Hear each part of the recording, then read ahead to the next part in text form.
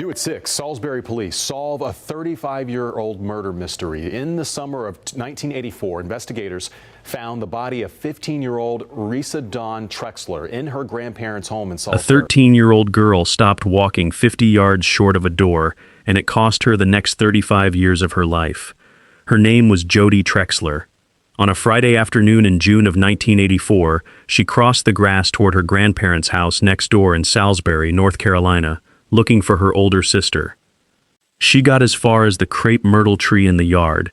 From there she could see the driveway. Both cars were gone. The front door was shut, so she turned around and walked home, and sat on her bed and listened to the radio. Reesa was inside that house. Reesa had been inside that house the whole time. Those 50 yards are almost certainly the reason Jodi Trexler is alive today. They are also the reason a town in North Carolina decided she was the one who ended her sister's life. Not a jury, not a court, a town. Neighbors, classmates, colleagues, strangers in a grocery store aisle, and eventually her own mother. This is the story of two sisters. One of them was 15 years old and did not come home from a June afternoon. The other one came home and spent most of her life being told she should not have. It would take a television polygraph, a detective who opened a file nobody expected anything from, and a science that did not exist in 1984 before anyone with a badge stood in front of a camera and said out loud what had actually happened in that house. The 15th of June, 1984. School had just let out. Reesa Trexler was going into her junior year. Jodi, 2 years younger, was heading into high school in the fall. They shared a room, they shared friends, and their grandparents lived right next door, Walter Monroe, known to everyone as Walt, and his wife. The two houses functioned as one household spread across two front doors. Nobody knocked. Reesa wanted to go to college. She was interested in psychology. She loved children, and she was a decent student, and 40 years later her friends still talk about her by accident in the present tense. One of them said it plainly: Reesa loved everyone. That afternoon she had two friends over, Paul and Jim. They watched MTV in the living room until about 3, when Reesa switched over to her soaps and the boys lost interest. Jim had a shift at a fast food place. They headed out. Then it was just the two sisters in the house. Sometime after that, Reesa went next door. She didn't say where she was going, because she never had to. She didn't know her grandparents had both gone out. Walt to the grocery store, his wife to the hair salon. She didn't know the house she was walking into was empty. And she didn't know that for that hour, so was the street. Jodi went looking for her, got as far as the crepe myrtle, saw the empty driveway, and drew the only sensible conclusion available to a 13-year-old. Reesa had gone out with the grandparents. Errands. Nothing. She went home. She turned on the radio. She talked to a friend on the telephone. From where Jodi sat on her bed, the window gave her a full view of her grandparents' house. That is how she saw the moment the world turned over. Not the crime, but the aftermath of it. Her grandfather came out of that front door running, and he was screaming. Walt Monroe had been gone about an hour. He had come back with the groceries, gone inside, and found his granddaughter in the front bedroom. Jodi ran. She got into the house and into the living room first and saw nothing at all, and stood there turning in a circle, not understanding what she was supposed to be looking for. Then she came around the corner and looked into the spare bedroom. She was 13 years old. What she saw in that room is something she has never been able to put down. Decades later, she could still describe it in fragments. That most of her sister was covered by a blanket. That she could see her hair and part of her face. She has said she had to beg a police officer to tell her whether Reesa was alive. She has described the hours that followed as a kind of trance. Their mother, Vicky, came home to find her husband on the front porch, screaming. Her first thought was that something had happened to her own mother. She got out of the car. At some point she was on her hands and knees on the ground, and she does not know how she got there. She remembers crawling toward her daughter. She remembers that Reesa's eyes were open. She said Reesa looked like a child, like a doll, and that she knew, from the eyes, that her daughter was already gone. Then she ran. Out of the house, down the street, still running when her son pulled up beside her in his pickup truck and stopped her and drove her home. By the time she got back, the house was full of people, and there were police cars all along North Shaver Street. The officers who walked into that bedroom found a scene that would follow them for the rest of their careers. Reesa had been subjected to a devastating and fatal encounter.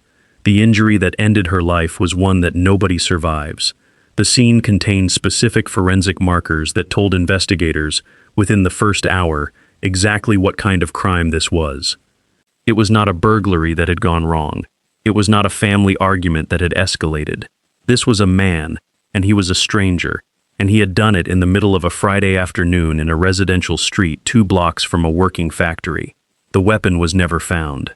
During the post-mortem examination conducted by the state's chief medical examiner, Dr. John Butts, a broken piece of the weapon was recovered. It had snapped off. Whoever had brought it into that house had walked back out with the handle. Everything else in that room pointed outward, away from the family, from the very first day.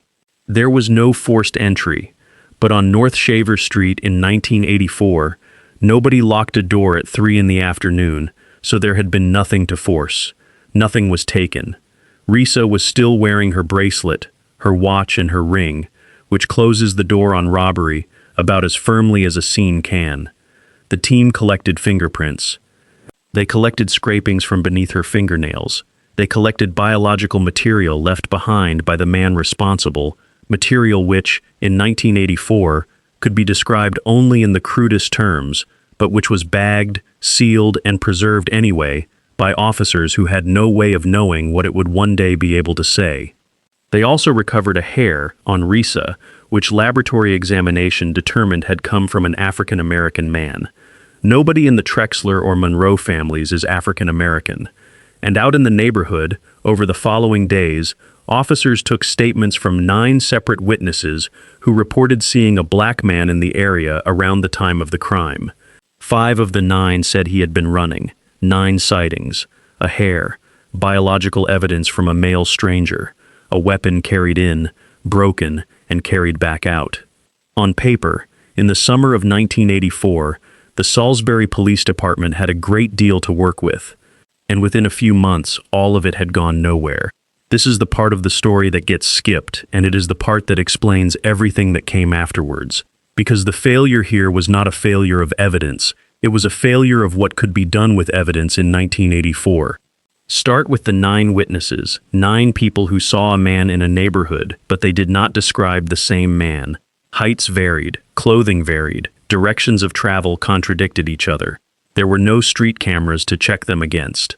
There were no mobile phone records, no vehicle databases, no software that could take 100 statements and tell an investigator which of them overlapped. There was a filing cabinet and there were detectives with notepads. 9 slightly different accounts of a running man produced an enormous amount of paper and almost nothing that could actually be acted on. The hair was the same story. A laboratory could look at it under a microscope and say what population it had likely come from. That was the end of what the science could offer. It could not tell you which man. There was no database to run it against, because there was no such thing as a genetic database. And the biological evidence, the single most valuable thing in that room, the thing that would eventually end this case entirely, could be reduced to a blood type, a category shared by tens of millions of American men. In 1984, it was useful for excluding a suspect you already had. It was useless for finding one you didn't. Investigators worked the neighborhood anyway. They pulled in men who lived nearby and men who worked nearby. And in that first summer, a case summary records something entirely routine. Officers seized a knife belonging to a local man whose name appears in the file as C. Blair and submitted it to the state laboratory for analysis. The laboratory found nothing on it, so the item went back and the man went back to work and the file moved past him. That was the shape of the whole investigation by the end of that year. Leads that could not be closed and could not be eliminated. A stranger who had left proof of himself all over that room and could not be named. A department with a dead 15-year-old girl, a horrified town, and a case that had gone cold inside 6 months. And the town was frightened. That matters, because fear is what turned this case in the direction it turned. Nobody had been caught. Which meant that as far as anyone on North Shaver Street knew, a man had walked into an unlocked house in daylight, done what he did, and gone back to whatever his life was, and could do it again, next Friday, 3 doors down. There is a version of that story a small town can live with, and a version it cannot. A stranger who walks into houses in the afternoon is the one it cannot. Something inside the family, something contained, something that could not happen to anybody else. That is survivable. It is not a conscious calculation. It is just the direction a frightened community drifts. And a police force with no suspect does not stop. It narrows. Reesa's friends, Paul and Jim, were the first to feel it.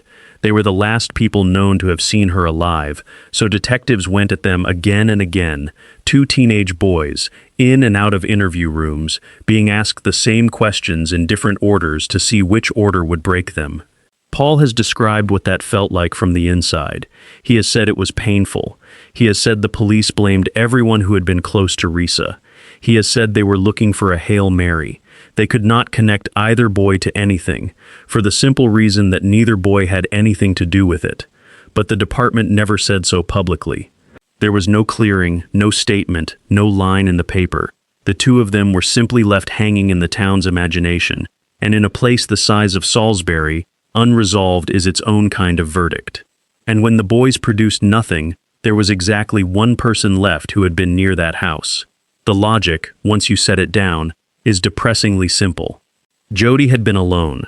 Her parents were at work. Her sister was next door. There was no living human being who could say where Jody Trexler had been during that hour, because there was nobody there. She had no alibi for the reason that 13-year-olds on the first Friday of summer vacation do not generally arrange one. So the theory was built to fit the only gap available. In a window of roughly 45 minutes, a 13-year-old girl had overpowered her 15-year-old sister, done everything that was done to her, and then gone home and turned on the radio. Jody had no injuries. Not a cut, not a scratch, nothing defensive on her anywhere. She had walked out of that house and back into it exactly as she did every other day of her life. None of it made sense. It did not have to make sense, because by then the investigation had stopped being an investigation and had become a conclusion looking for support. The police, as Jody would later put it, focused on one thing and never looked anywhere else. Either she had done it or she had helped someone do it. 2 doors and no third one. And in a town that size, a police theory does not stay inside the police department. It got into the schools, it got into the churches, the workplaces, the beauty parlors. Rumors arrived from every direction at once, and some of them came from close to Reesa, from the circle of grieving teenage girls who had loved her and needed somewhere to put what had happened. Whispers moved between people who worked at the post office and people who wrote for the newspapers. Detectives, Jody has said, were in close contact with reporters. Everyone seemed to know exactly how she had done it. Her friends began to believe it. Her extended family began to believe it.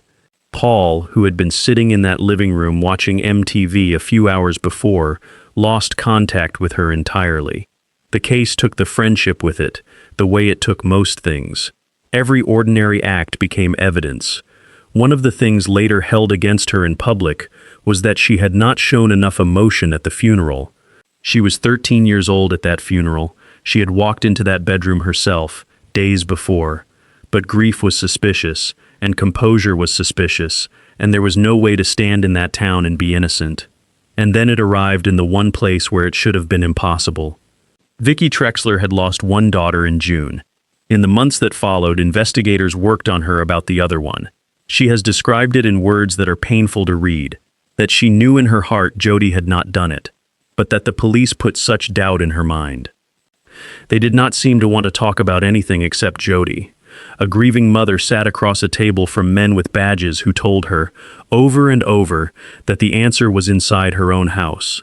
For Jody, that was the wound underneath every other wound, and she has never softened it. I'm your child.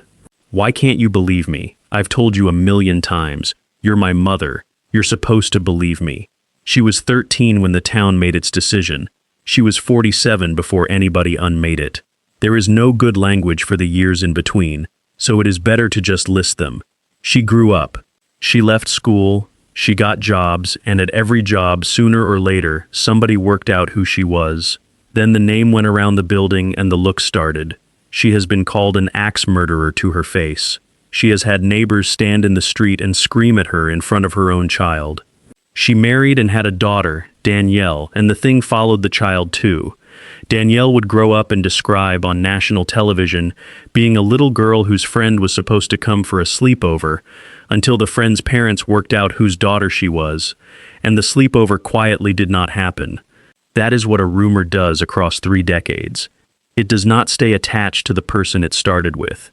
It goes down a generation, and it does not need anybody to maintain it. Nobody in Salisbury had to actively believe Jodi Trexler was guilty for the thing to keep working. It only required that when her name came up, somebody in the room said, "You know about her, don't you?" and that everybody else went quiet for a second. That silence, repeated a few thousand times across a few thousand rooms, is the entire mechanism.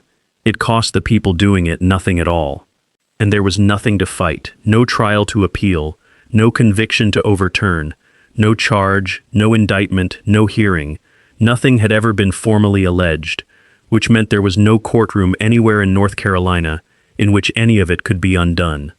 Jodi Trexler Laird was living under a verdict that had never been delivered. Then the internet arrived, and the thing that had been slowly fading in the physical world was handed an engine. When Facebook came, Jodi began seeing posts about her sister. Some were memorial, some were not.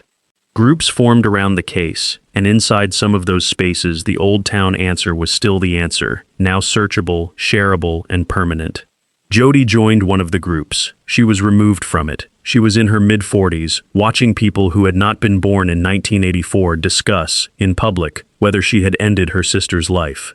Which is the only context in which the next decision makes any sense at all.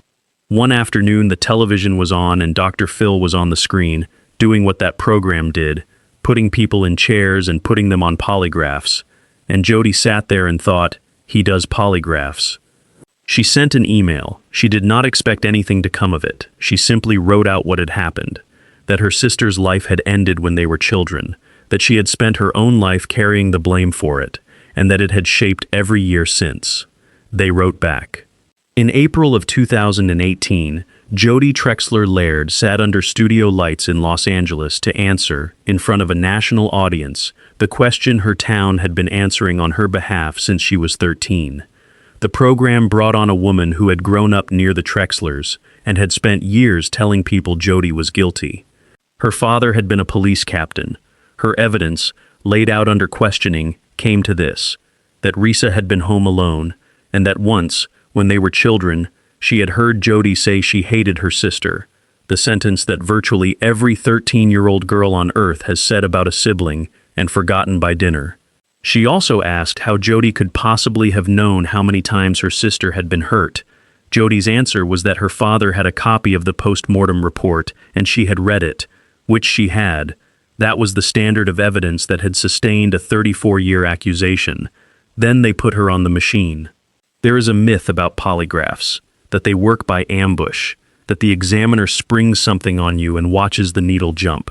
A polygraph examiner with the Salisbury Police Department explained to the local paper afterwards that the opposite is true. The subject is told every question in advance. All of it is discussed before anything is recorded. There are, he said, no surprises in a polygraph. Jodi sat through about 2 hours of it, knowing every question that was coming, having known the answers to all of them since she was a child. The program aired too. She passed. And on air, the woman who had accused her apologized. She repeated it to the local paper afterwards, that according to the lie detector she was wrong, that she had apologized publicly, and that this was all she could do. It was the first time in Jodi's adult life that anybody had stood in front of other people and said she was telling the truth. But a polygraph is not evidence. It is not admissible. It does not close a case, and everyone involved understood that, including Jodi. What it did was something more useful. It put the 15th of June, 1984, back onto television screens across North Carolina. In Salisbury, people who had spent decades passing along a certainty discovered that the certainty had a crack in it.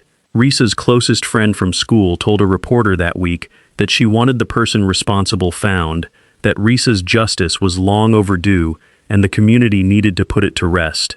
A lieutenant with the police department confirmed something most of the town had assumed was no longer true. The case had never been closed. It had always been open, waiting on a lead, and a very old file went back onto a very specific desk. The detective who picked it up was Sergeant Travis Schulenberger. He had heard about the Trexler case almost from the day he joined the force. Every department has one, the case the older men mention and then stop mentioning. What he found, when he actually opened it, was not an empty file. It was the opposite, because the officers who worked that bedroom in 1984 had done something nobody ever thanked them for.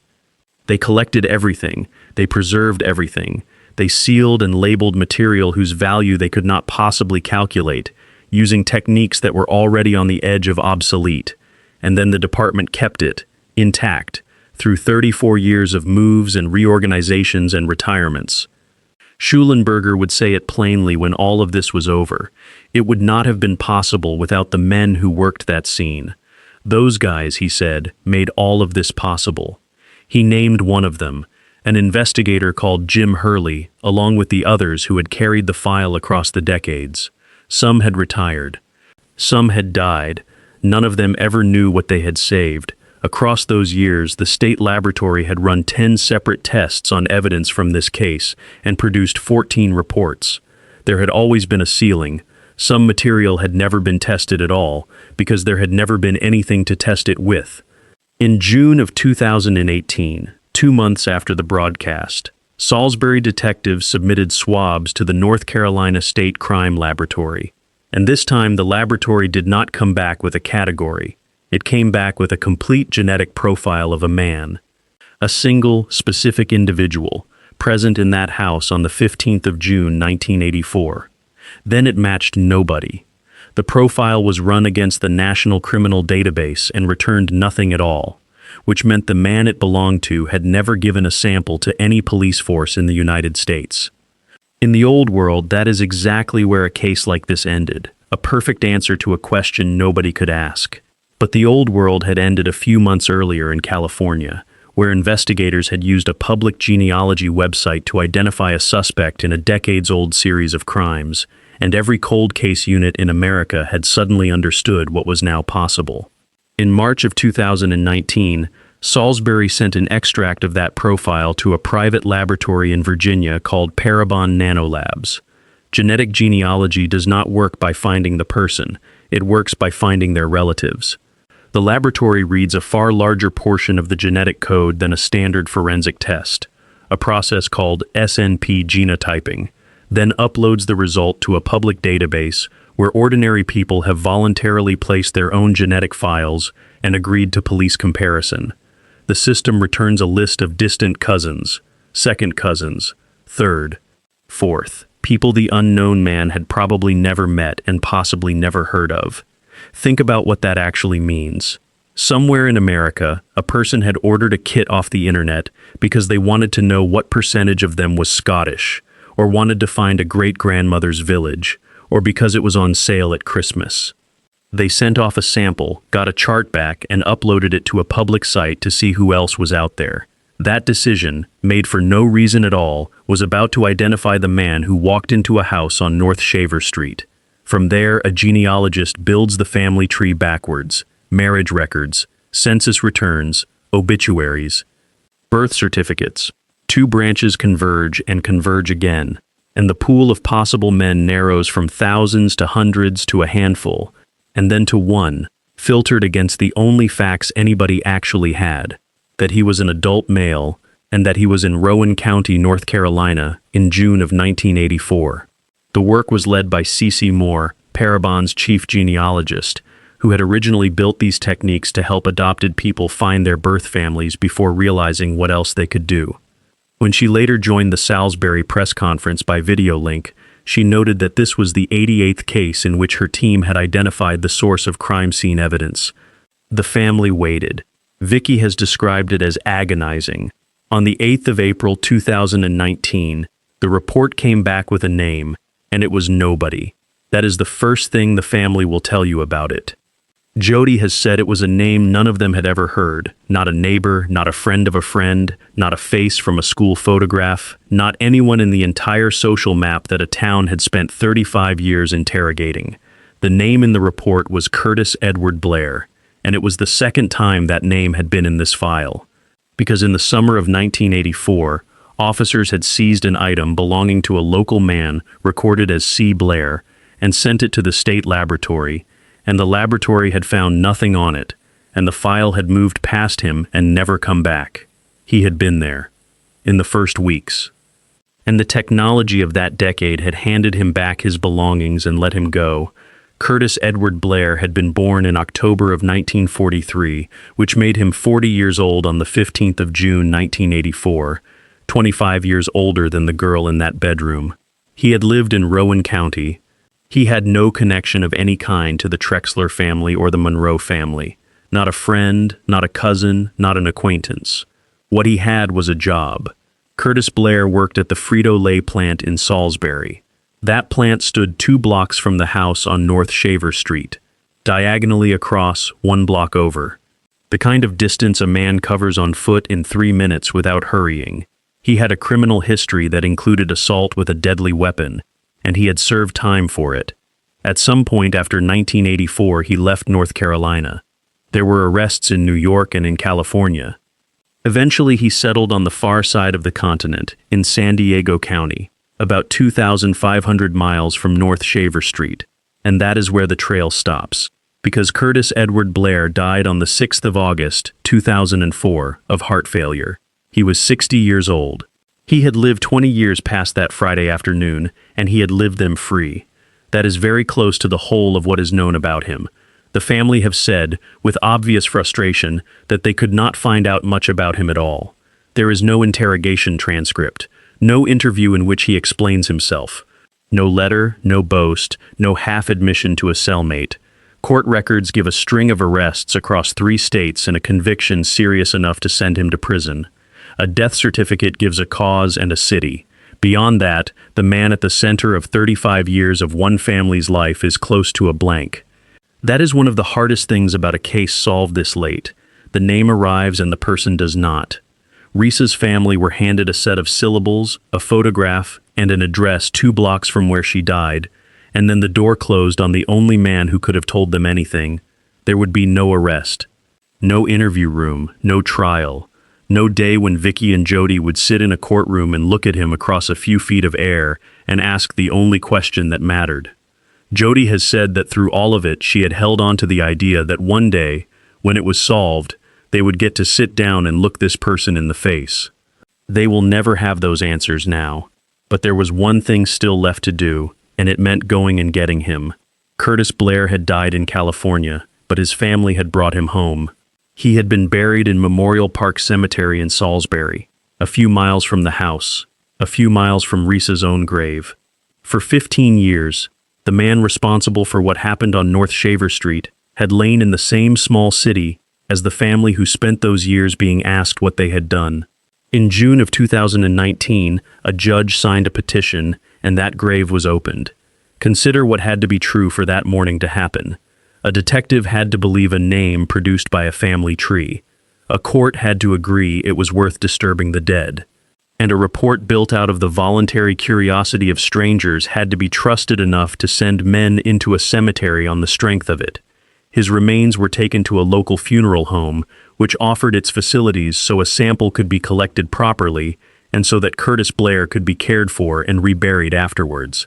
That detail is worth sitting with, because it is precisely the courtesy his case never extended to anybody else. Process, dignity, the presumption that a person is owed something. The sample went to the state laboratory alongside the profile developed from 1984. On the 6th of August 2019, 15 years to the day after Curtis Edward Blair died in California, the North Carolina State Crime Laboratory reported that the major contributor to the profile recovered from Reesa Trexler was consistent with the genetic profile taken from his remains. On the 3rd of December 2019, Salisbury Police Chief Jerry Stokes stood at a press conference beside a photograph of a 15-year-old girl. The department did not release the name. Their reasoning was formal and, in its way, principled. In the absence of due process, in the absence of a jury, they would not publicly convict a man who could no longer defend himself. Reporters obtained the exhumation petition within hours and published it anyway, which is why the name is known at all. What the department did say, without hedging, is the sentence the whole thing had been building toward. Sergeant Schulenberger stated that Jody had been completely exonerated and that the man responsible had no connection whatsoever to the Trexler or Monroe families. The state's attorney general was in the room. He noted that genetic evidence is a tool that can incriminate a person and can equally clear one, and that the purpose of that day was to exonerate Jody Trexler Laird and her family. He set the case inside a larger reckoning too. 2 years earlier, North Carolina had audited its evidence storage and found 15,000 untested kits sitting on shelves across the state, more than any other state in the country, and his office had been working through them ever since. Reesa's evidence was never one of the forgotten 15,000. It was tested, and tested again, 10 times across 35 years, by people who kept going back to it with whatever tool they had that season. It simply took until 2019 for a tool to exist that could finish the sentence. Jody stood with her parents afterwards. Her mother and father, divorced for decades, side by side. She said she knew they would never get all of the answers they wanted, but that at least they now had the answers they needed. She said it had been a long road, something that, honestly, for many years, they had not thought would happen. And then she said, the thing that tells you what the previous decades had actually cost, and it had nothing to do with courtrooms or laboratories. She said that now, she thought she could walk down the street and look at people a lot differently. That was what had been taken. The ability to walk down a street in her own town and meet somebody's eyes. Her mother, asked how she felt, said she had simply lived with the belief that it would never be solved. So many nights, she said, lying on the bed, wondering and wondering and wondering. And maybe now she could sleep. The case appeared on national television in 2022, and Jody and Vicky both spoke on camera. Neither of them offered the tidy ending the format usually asks for. Vicky said that he stole part of her life, and that it would never be over. And Jody said something anybody who has lived on the other side of an unsolved case will recognize. She said she did not like the word closure. She said she had thought it would give her some relief. It doesn't, because there is no mechanism that gives back the years. A laboratory can identify a man, an attorney general can stand at a podium and use the word exonerated, a department can close a file. None of it reaches back into a school hallway in 1986, or a workplace in 1994, or a street where a neighbor once stood and screamed at a woman in front of her daughter. Reesa Dawn Trexler was 15 years old. She wanted to study psychology. She was good with children. She died days into a summer vacation, in a house she had walked into all her life, because a man who worked 2 blocks away had 3 minutes and an open door, and her little sister spent most of her life being punished for the fact that she turned around at a tree. That is the detail that will not leave. If Jody Trexler had kept walking that afternoon, another 50 yards, another 20 seconds, she would have gone up those steps and through that door while a man was still inside. She would have had her alibi. She would have had nothing else. Instead, she stopped at the crepe myrtle and saw an empty driveway and made the reasonable assumption and went home to listen to the radio. That decision took 3.5 decades from her and gave her all the rest of it. There is no version of that Friday where both sisters come out. That is the arithmetic the family has been living inside since 1984, and no laboratory result changes it. But the record is straight now, and Reesa Trexler, who has been in a cemetery in Salisbury since June of 1984, finally got the one thing that had been withheld from her all that time, the truth about who came through that door.